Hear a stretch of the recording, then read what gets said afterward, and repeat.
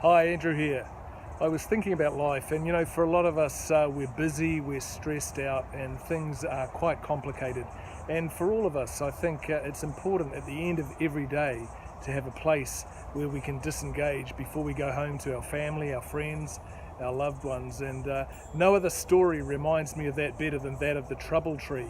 I don't know if you've heard it, but I'll share it with you briefly. There was a businessman, and he was on his way home, driving a colleague home for dinner, and when they arrived at his home, he walked up to a tree in the driveway and physically put his hands on that tree and stood there for a moment, then walked inside, had dinner with his friend, and they had a nice dinner. And on the way home, after driving his colleague or friend home to the hotel, his friend said to him, "Hey, what was that thing all about with the tree there?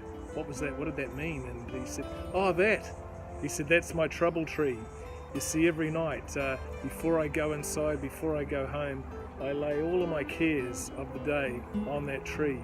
And it doesn't matter when I come out an hour or two later, or maybe the next day, they never seem to be as big as they were the day before."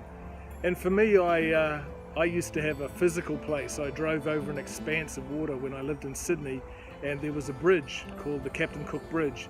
And I used to physically think to myself, I'm going to let go of everything that I'm worried about, concerned about today, and look forward to spending time with the people around me and those that I cared about. And I think if that means something to you, the key is to find a specific place that works for you, a place where you can let go of your cares of the day.